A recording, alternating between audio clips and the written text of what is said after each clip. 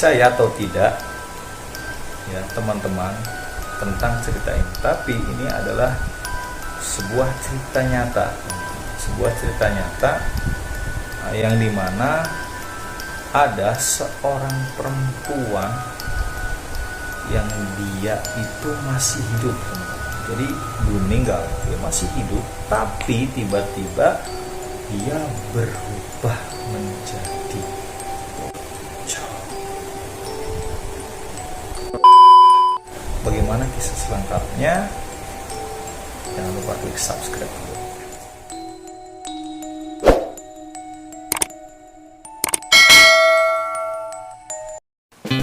Halo guys, kembali lagi bersama Infonik ya. Seperti biasa ya, Infonik akan menyajikan info menarik dan unik. Oke teman-teman, pada kesempatan kali ini Infonik akan berbagi cerita mistis loh teman-teman ya. Jadi kita langsung aja ke ceritanya.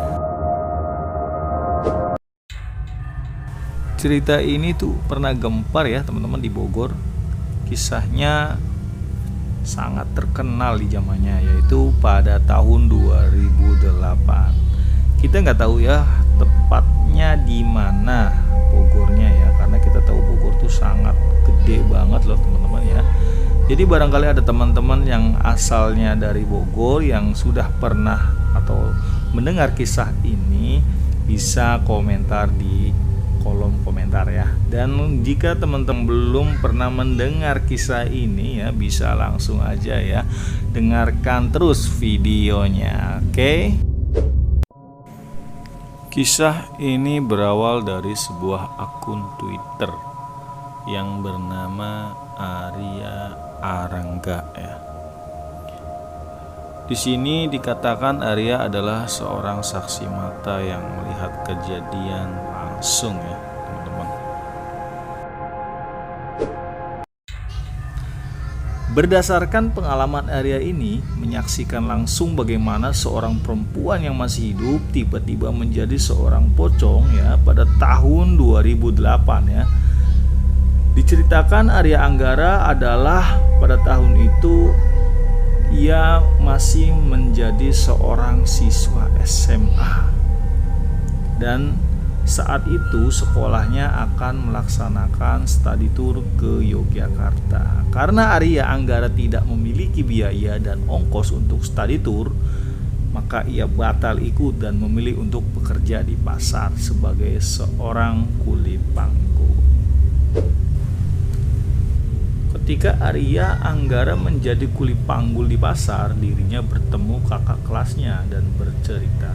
Saking asik bercerita, akhirnya kakak kelasnya ini mengatakan kalau Arya Anggara butuh bantuan, bilang langsung ya, serta memberikan nomor ponsel. Lalu akhirnya Arya Anggara ini memutuskan untuk pergi ke rumah kakak kelasnya ya, atau bersilaturahmi lah ya. Sampainya di rumah kakak kelasnya, dirinya dikenalkan dengan abang dari kakak kelasnya tersebut. Dalam perkenalan tersebut, si abang ini bertanya, apakah Arya Anggara ingin bekerja sebagai pendaki gunung? Arya Anggara pun mengiyakan pekerjaan tersebut karena bisa mendapatkan upah sebesar 500.000 ya. Pada saat itu mungkin gede ya uang segitu. Akhirnya dia mendapatkan pekerjaan dan mulai menjadi pemandu mendaki gunung. Di suatu ketika Arya Anggara mendapatkan pekerjaan menjadi pemandu kepada 7 orang asal Jakarta yang ingin mendaki Gunung Salak. Kita tahu ya, di Gunung Salak Bogor ini banyak kisah ya, atau cerita-cerita atau kejadian yang tidak enak ya di sana ya, seperti kecelakaan ya, yang kita pernah dengar ya. Oke, saat mereka berkumpul, total mereka ada 7 pendaki ya, 4 laki-laki dan 3 perempuan, ditambah Arya dan abang dari kakak kelasnya tadi ya, jadi total ada 9 orang. Setelah selesai berkumpul dan siap, mereka pun langsung mendaki. Oke, di malam pertama dalam pendakian semuanya aman-aman aja ya. Di tenda atau mungkin cari kayu buat api unggun dan sebagainya ya. Dan kemudian mereka menghabiskan malamnya dengan bermain game. Game yang dimainkan oleh mereka adalah botol yang diputar ya di tengah, dan siapa yang kena maka harus menjawab pertanyaan dari temannya ya. Oke, dalam permainan tersebut baik pertanyaan pertama, kedua dan seterusnya, pokoknya masih seru aja lah ya. Namun ketika malam semakin larut, tiba-tiba pada pertanyaan terakhir ya, saat botol diputar menuju ke arah Laras, dan akhirnya Laras bertanya kepada perempuan atau temannya ya yang bernama Ririn. Nah, pertanyaan Laras adalah, Ririn, kamu harus jawab dengan jujur. Apa yang kamu takutkan di dunia ini? Ririn menjawab pertanyaan Laras dengan sangat serius ya. Jadi bukan guyon ya, tapi mukanya si Ririn tuh serius ya menjawabnya ya. Ririn menjawab bahwa yang paling dia takutkan di dunia ini adalah ketika aku mati, aku menjadi hantu dan menggentayangi kalian semua. Ya, mungkin yang ada di situ mungkin ngiranya si Ririn itu guyon ya, atau mungkin bercanda ya. Tapi muka Ririn yang serius ya, itu jadi agak merinding juga ya. Namun tiba-tiba ada dua pria yang kebelet ya dan ingin buang air besar. Karena itulah Arya harus menemani kedua laki-laki tersebut ke sungai. Pergilah mereka bertiga, namun di tengah perjalanan ada suara seperti cekikikan yang pelan tapi jelas. Mendengar suara itu, Arya dan dua lainnya berhenti. Namun setelah berhenti untuk mencari tahu jelas dari mana suara itu, setelah suara berhenti, tiba-tiba seperti ada yang berkelahi ya. Bahkan ada suara seperti pedang yang sedang berperang ya. Jadi suaranya itu aneh sekali ya teman-teman. Mendengar hal tersebut, salah satu dari mereka bertiga ingin kembali ke tenda ya. Jadi pokoknya serem banget suasananya. Jadi salah satunya ada yang takut ya, dan dia memutuskan untuk kembali ke tenda ya karena takut ya. Tapi yang satu tetap ingin pergi ke sungai. Ya, mungkin ini yang satu udah kebelet banget ya. Jadi walaupun dia takut, tapi ya udahlah ya, daripada di celana ya kan, ya udahlah lanjut aja, ayo Mas Arya gitu kan. Akhirnya Arya menemani yang ingin ke sungai ya. Sesampainya di sana, Arya dan temannya sedikit berjauhan. Namun di semak-semak tiba-tiba terdengar seperti ada sesuatu. Ya, intinya sih Arya tuh lagi takutnya ya, tiba-tiba di semak-semak itu mungkin kesek-kesek atau gimana gitu ya. Jadi kaget lah ya. Tiba-tiba muncul sosok yang langsung melihat ke arah Arya. Wah, kaget ya kan Arya kan. Tapi ternyata sosok tersebut bukan hantu ya teman-teman. Sosoknya hanya seekor macan ya, yang hanya ingin minum. Lalu setelah selesai berbalik dan pergi. Ya tapi walaupun itu macan ya, tapi tetaplah kaget lah, takut diapa-apain ya sama macan ya kan. Oke. Lalu Arya dan temannya itu setelah selesai ya, terus kemudian mereka kembali jalan ya ke tenda. Di tengah perjalanan Arya dan temannya bertemu dengan dua orang ya, yang dari tenda, dua orang yang dari tenda. Ya, Arya sebagai pemandu pasti bertanya dong ya pada dua orang tersebut. Arya pun bertanya, mau kemana? Namun anehnya mereka berdua tidak menjawab ya pertanyaan Arya tersebut. Malah kloyong aja gitu ya. Jadi membisu gitu aja gitu ya kan. Ya udahlah ya. Orang ditanya nggak mau jawab sih, ya udahlah. Dengan hal tersebut Arya dan temannya juga tidak menghiraukan ya dan meneruskan menuju tenda. Tapi ketika sampainya di tenda ya, dan Arya kembali masuk di tenda yang khusus dirinya dan si abang ya, jadi tenda khusus pemandunya ya kan. Lalu tiba-tiba teman yang satunya yang tadi dia ke sungai bareng si Arya itu menjerit ketakutan ya, karena dia kaget melihat orang yang berpapasan tadi ya, dua orang yang berpapasan tadi pergi itu ya, yang ditanya nggak jawab itu ternyata sudah ada di tenda loh. Kaget dong ya, perasaan nih orang nih pergi tadi ya, kok udah ada di tenda ya kan, begitu kan. Siapa yang tadi pergi kan begitu, atau ini siapa yang di tenda ya kan, pasti takut dong ya.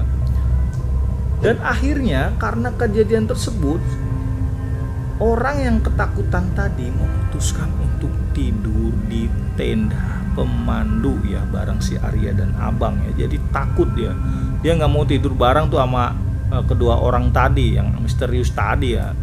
Ini hantunya yang tadi pergi apa yang ada di tenda nih ya kan, pasti kan begitu dia berpikir begitu ya kan. Ya udahlah, buat tidur di itu aja lah, tenda lainnya, tenda pemandu aja lah ya kan. Jadi kan seperti itulah. Tibalah sampai pagi, sampai hari aman. Ya, di siang hari dan sore tidak ada kejadian apa-apa lah ya. Namun saat malam kedua mereka kembali berkumpul seperti pada malam pertama. Tapi mereka tidak bermain game. Saat malam semakin dingin, Ririn mulai kedinginan hingga akhirnya memutuskan pergi ke tenda untuk mencari jaket miliknya. Ya, karena kan dingin banget lah, nah namanya juga di gunung ya, malam-malam apalagi mungkin banyak angin atau gimana, pasti dingin banget ya. Nah Ririn mencari jaketnya ya, pasti tenda ya kan. Nah namun anehnya dicari jaketnya itu tidak ketemu teman-teman. Jadi dibantu dengan semua orang yang ada di situ, jaketnya tidak ketemu ya. Karena jaketnya nggak ketemu, ya udahlah ya, capek lah, kita langsung masuk aja ke tenda ya. Jadi mereka semua masuk ke tendanya masing-masing ya untuk beristirahat. Namun ketika semua sudah masuk, yang tersisa di luar yaitu si pemandu ya, yaitu si Arya dan abang.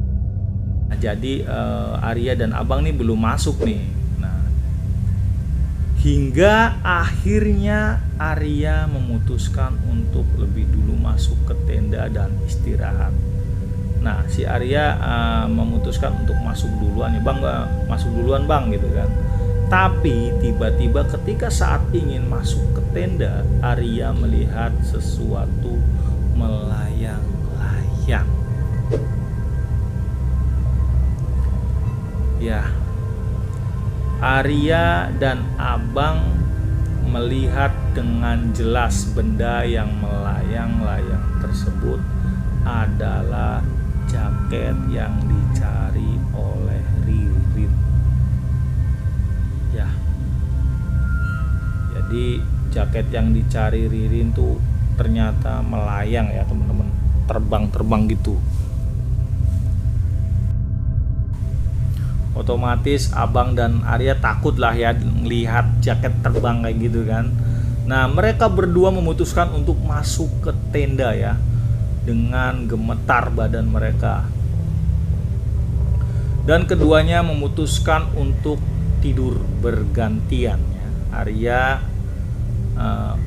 adalah orang pertama yang disuruh jaga ya. Tak lama Ririn datang menghampiri Arya di tenda. Nah, jadi Ririn tuh datang tuh ke tendanya si Arya tuh kan, meminta menemani Ririn dan teman satunya ke sungai. Tadi antar ke sungai. Akhirnya Arya mau dan memutuskan menemani Ririn dan temannya ke sungai. Setibanya di sungai, Ririn dan temannya buang air dan sebagainya ya, sedangkan Arya fokus berjaga. Tiba-tiba di atas sebuah batu Ririn melihat sesuatu, dan ketika didekati ternyata itu jaketnya yang hilang tadi. Sontak Arya merasa merinding ya, karena otomatis ya kan, Arya kan tadi habis melihat tuh si jaket terbang-terbang gitu kan, jadi dia takut lah ya. Namun Arya di situ diem aja kan, ya udahlah, mungkin tadi jaketnya dibawa sama apa gitu kan ya, jaketnya mah nggak masalah kali ya. Singkat cerita, mereka kembali ke tenda dan menghabiskan malam kedua di dalam tenda masing-masing. Ya, dalam pendakian ini saat siang hari tidak ada kejadian apa-apa nih ya teman-teman. Namun ya pada malam selanjutnya, yaitu malam ketiga ya, semuanya kembali berkumpul seperti biasa. Dan tiba-tiba Ririn kembali bilang bahwa suhu malam ini dingin. Akhirnya Ririn kembali ke tenda dan tingkah lakunya seperti pada malam kedua, yang sibuk seperti ada hal yang ingin dicari. Tentu yang lainnya sudah tidak percaya dan cuek dengan apa yang sedang dilakukan Ririn. Ya kan, karena mereka berpikir ya mungkin ceroboh si Ririn gitu kan. Tapi tiba-tiba Ririn teriak minta tolong ya, karena jaket yang digunakan tidak mau lepas dan merasakan panas seperti orang kerasupan. Akhirnya Arya dan lainnya membantu Ririn untuk melepas jaket tersebut.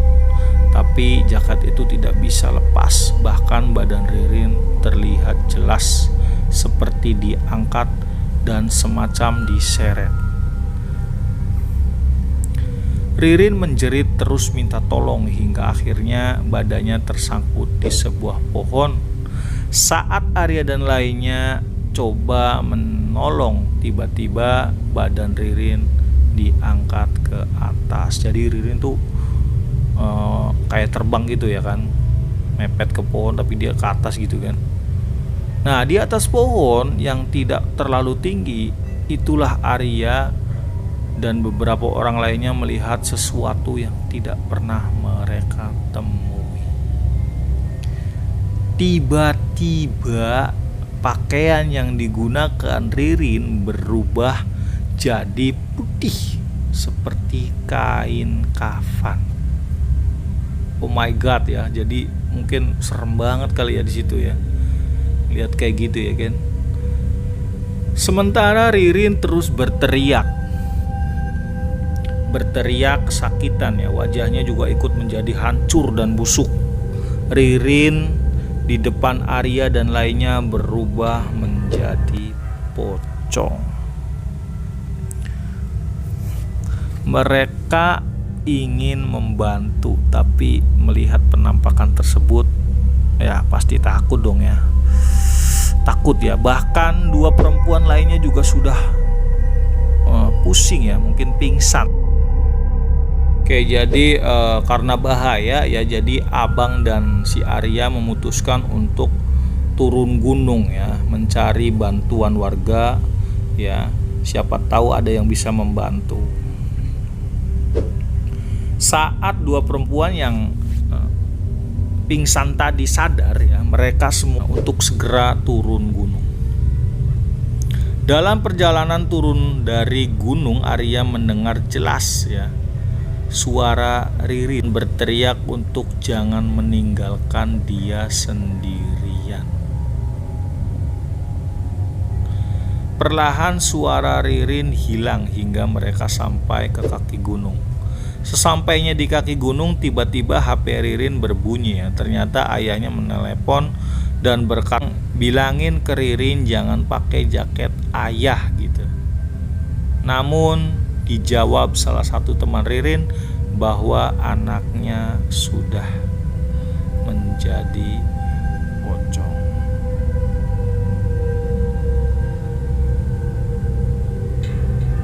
Sontak ayah Ririn marah dan bertanya posisi Arya dan kawan-kawan di mana. Hingga akhirnya mereka memutuskan bertemu dengan ayah Ririn di rumah Abang. Saat bertemu ayah Ririn, Arya dan lainnya menjelaskan kepada ayahnya tentang kejadian yang menimpa mereka dan juga Ririn. Akhirnya 6 teman Ririn disuruh pulang dan ayah Ririn meminta Abang untuk menunjukkan di mana tempat Ririn menjadi pocong. Namun karena kejadian tersebut, Abang mengaku takut ya. Jadi Abang tuh agak trauma gitu ya, dan tidak berani lagi ke tempat itu. Akhirnya Arya memberanikan diri ya. Arya mungkin merasa bertanggung jawab lah ya, karena dia kan sebagai pemandu ya kan. Oke, jadi Arya mengajukan dirinya ya untuk mengantar ayah Ririn ya, yang ditemani guru spiritual. Jadi ayahnya Ririn tuh membawa guru spiritualnya ya kan. Terus mereka kembali mendaki dan setelah di atas pada malam hari mereka melakukan ritual hingga datanglah sosok makhluk tinggi besar. Ya, jadi mungkin guru spiritualnya itu memanggil makhluk di situ kali ya gitu ya. Dan bertanya kepada makhluk tersebut ya di mana Ririn sekarang, di mana Ririn berada gitu kan.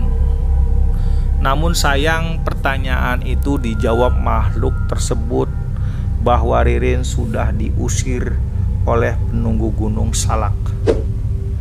Dari situ Arya bersama rombongan ayah Ririn kembali dan mulai mendengar desas-desus bahwa ada pocong yang berkeliaran.